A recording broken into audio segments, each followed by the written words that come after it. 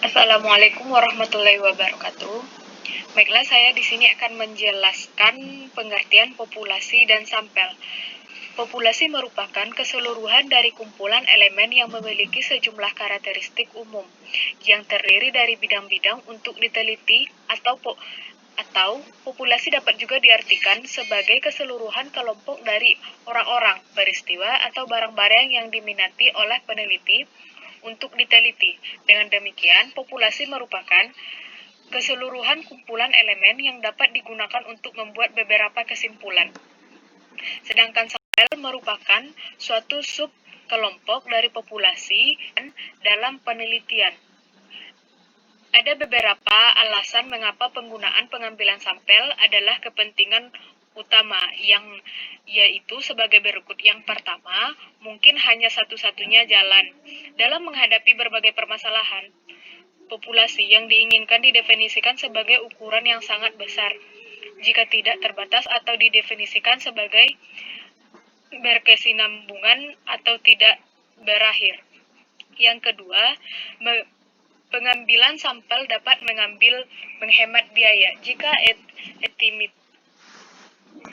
Jika estimasi yang dapat diandalkan dari suatu pengukuran populasi dapat diperoleh dari bagian tertentu dari suatu populasi, hal ini dapat dilakukan pada suatu biaya yang cukup rendah, maka akan menjadi suatu kasus jika suatu sensus menyeluruh dilaksanakan untuk populasi.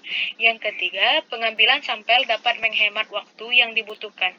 Dengan jumlah sumber daya tertentu, akan membutuhkan waktu yang lebih banyak untuk mengukur semua item dalam populasi daripada pengukuran dalam sampel yang lebih sedikit.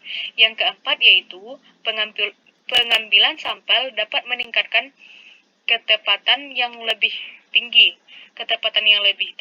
untuk keseluruhan populasi yang dapat diperoleh melalui sampel yang terbatas. Jika suatu survei tentang perilaku konsumen akan dilaksanakan dengan anggaran yang terbatas atau suatu asumsi yang sangat nyata, dua alternatif yang timbul. Setiap anggota populasi dapat diperlakukan dengan pertanyaan yang tidak mendalam.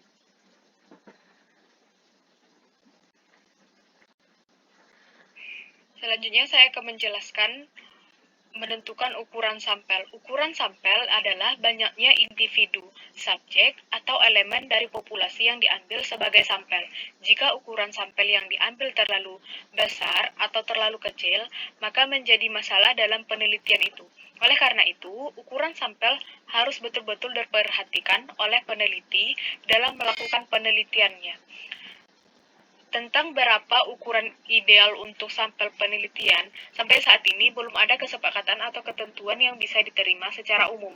Penetapan ukuran sampel merupakan masalah yang kompleks dan mencakup banyak pertimbangan kualitatif dan kuantitatif.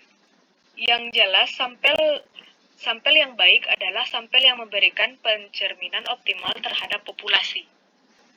Faktor-faktor kualitatif yang penting dipertimbangkan dalam penentuan ukuran sampel. Yang pertama yaitu pentingnya keputusan, yang kedua sifat dari penelitian, yang ketiga jumlah variabel, yang keempat sifat dari analisa, yang kelima ukuran sampel dalam penelitian sejenis, yang keenam tingkat luasnya akibat, yang ketujuh tingkat penyelesaian, yang kedelapan keterbatasan sumber. Umumnya, untuk keputusan yang lebih penting, banyak informasi yang diperlukan dan informasi yang akan diperoleh sangat tepat. Sifat dari penelitian yang mempengaruhi ukuran sampel. Selanjutnya, saya akan menjelaskan kesalahan dalam menentukan sampel. Walaupun penelitian telah banyak memperoleh petunjuk dari teori teknik penetapan jumlah sampel, namun ada sebagian orang yang masih melakukan kesalahan umum. Kesalahan yang sering dijumpai dalam menentukan besarnya jumlah sampel adalah: yang pertama, peneliti gagal dalam menetapkan jumlah anggota populasi yang dapat dipercaya.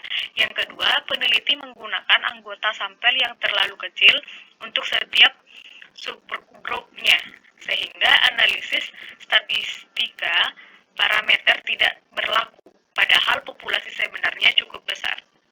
Yang ketiga, peneliti tidak menggunakan teknik sampling Starfit yang disyaratkan untuk menentukan anggota sampel subgrupnya. Yang keempat, peneliti merupakan prosedur teknik samplingnya. Yang kelima, peneliti merubah rumus untuk menghitung besarnya anggota sampel. Yang keenam, peneliti memilih anggota sampel yang tidak sesuai dengan tujuan penelitian.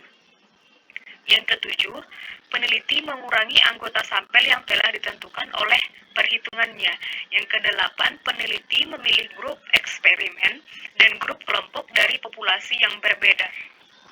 Yang kesembilan, peneliti tidak memberikan alasan-alasan mengapa rumus dan teknik sampling yang digunakan di dalam penelitian itu.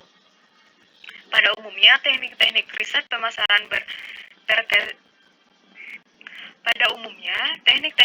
pemasaran berkenaan dengan pembuatan estimasi statistik tentang populasi dalam berbagai besar kasus adalah tidak mungkin untuk mensurvei seluruh populasi dan tidak juga berarti terhadap waktu dan biaya yang terlibat. Keterbatasan sumber daya yang tersedia mungkin dapat diletakkan pada penggunaan yang lebih baik dalam meningkatkan ketepatan dalam suatu sampel yang terbatas. Mungkin hanya itu yang dapat saya sampaikan. Assalamualaikum warahmatullahi wabarakatuh.